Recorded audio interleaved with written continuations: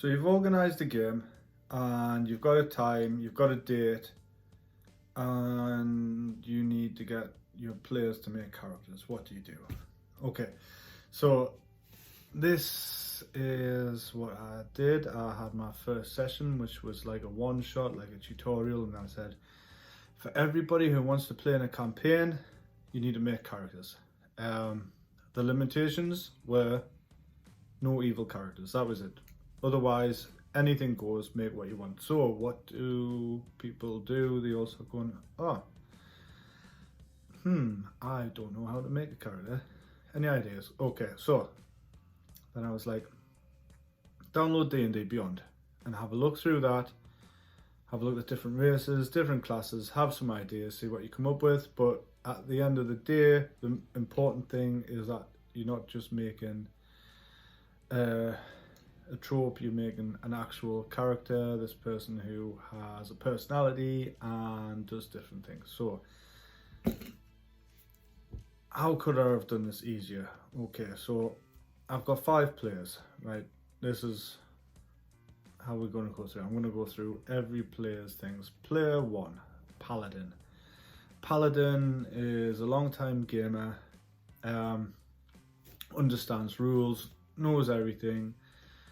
Basically said, yep, in a private chat, yeah, I think I'm just going to be a human paladin. Fine, yeah, I said, yep, that's fine, although because I don't want any metagaming, I need a decent oath. I don't want you to just do whatever you want because you've got the best combat character. You have to think, how is this character going to fit in the story? Let's have them an oath. And that person thought of an oath. That person's got a miniature. Because I use miniatures for combat, I've said to everyone they can sort their own miniature out, but if they can't find anything, I'll have a proxy. Look, he's a little rogue. Reaper miniatures, metal, very nice.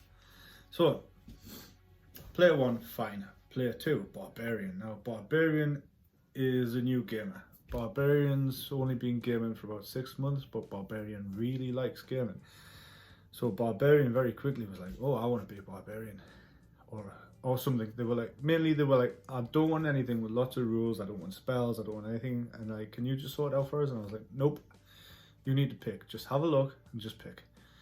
So yeah, they picked Barbarian, and then at first they were going, should I be Dragonborn, should I just be a human? And they eventually went with Half-Orc after having a look through the thing, and I had to go around Barbarian's house and help Barbarian with a character sheet. That's fine, Barbarian's done. Barbarian also has a miniature that they bought off eBay from Reaper Miniatures, and they're probably painting it right now, hopefully ready for next week. Good. Next player, Warlock. Warlock's a brand new gamer. Warlock has never done any tabletop gaming before, ever. Now Warlock has been great. So Warlock has came up with loads of new ideas. They've been watching Critical Role, they've been watching like how to be a great player, they've been watching all sorts of stuff on YouTube. They've bought a player's handbook, they've been downloading apps, and they've been constantly backwards and forwards with character ideas and stuff I've never even heard of. And that's great. Warlock, really into it. I haven't had to do anything. Warlock's actually managed to have some communication with the other players in regards to sorting out miniatures, which I was like, this is what I really wanted. I wanted in the chat group, I wanted the players to communicate with each other. That was the hardest part, getting the players to communicate. They were all messaging me privately. I'm like, look, yeah, that's great, but make sure your other players are happy with it because you're all on the same team. It makes not a lot of difference to me. You know, I don't really want 17 Drow Rangers, but if that's what you have come up with, that's what I'd have. And I could work around that. But as a group, you need to be able to work together. You need to have the skills and abilities that help each other, and personality types that's maybe it's going to have a little bit of friction but not too much friction where it's going to go nowhere.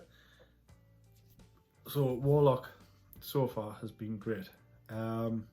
Druid's played Dungeons and Dragons before. Druid was wanted to be a bard, played a bard in the one shot, and then went, no, I'm going to try a druid. That's fine. Druid Druid also has their own handbook. Druid's been doing it themselves. They've got the character sheet sorted. Great. And then lastly, cleric, wood elf cleric. That hasn't really been chatting in the group. Hasn't got back to me whether they've got a miniature or not, so they might have to borrow something. I don't know what I'm going to give them. Hasn't been able to make their own character sheet. Couldn't figure out how to use D&D Beyond. Cleric, a bit harder, but no judgment, because if everyone turns up to the game and everyone plays great, so I'm going to print everyone's character sheet off for them, because I don't want everyone to have be on tablet screens, here we go, all day. I want people focusing on me or focusing on the friends and what's going on, engaged in the game. That's what I want. I prefer printed character sheets, and maybe it's only checking other things for, sorry, something's just fell off the ceiling. Checking other things for like reference every once in a while.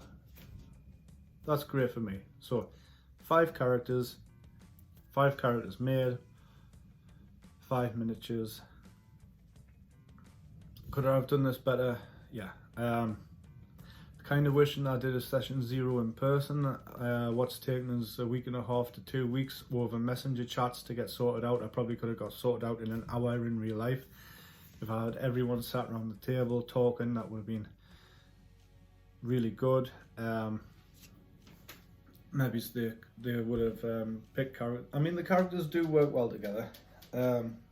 We've got healers, we've got fighters, we've got range fighters, we've got magic. We've got everything you need for a good party in D&D. We've also got little bits of backstory, but one thing I did ask for every player is give me 1 or 2 sentences why your character has decided to leave their old normal life behind and become an adventurer. I've not really gotten much yet. Now, there's not an issue, because my first session, I've got the ideas in my head, I've got notes written down, I've got a start, and I've got an idea where it might go. I haven't planned it fully because the players might go off in a completely different direction, but I've got enough bare bones there to make the world seem realistic, and that the players are having an impact on the world. But if the players had given me a little bit more backstory, then I could have tied in a bit more. But you know, as it goes, I'm going to have to build that into further sessions. You know, so I'm going to have maybe an NPC that's related to one of the characters, and you know, another character might have certain ideals where that might be called into question. You know, this sort of thing. But yeah, that's basically how I've done it, was set up a messenger group and just try to get everyone talking, asking questions. I've been on every day with sharing things. I'll probably go on and share a map soon of the place where they start, just to try and like get the conversation going. But yeah, that's about it really. That's how I did my session 0. Now, if anyone has any better tips for me, because this is the point in my Dungeon Masters journey. It's not just, I'm not telling you how to do anything. I'm telling you how I did what I did, and I want you to tell me how I could do that better in the future, and hopefully that'll get a discussion going for everyone else who's new to it like I am. You know, what would you have done? Now so I'll say the reason I didn't do a session 0 in person is because I can only meet once a fortnight, and I didn't want to use game time for character creation time. Now, in the long run, I don't know if this group sticks together and this campaign finishes and we start another campaign. I probably will do that, because I know these people are going to stick. At the minute, I don't know that. I don't know how long these players are going to stay with my game. You know, games die off, so we'll see how it goes. But you know, give me your advice, and thank you for watching. If you enjoyed this video, please like and subscribe. You know, this is the usual YouTube thing, but it does help bump the video up and get other people to see it. So thank you very much, and good night.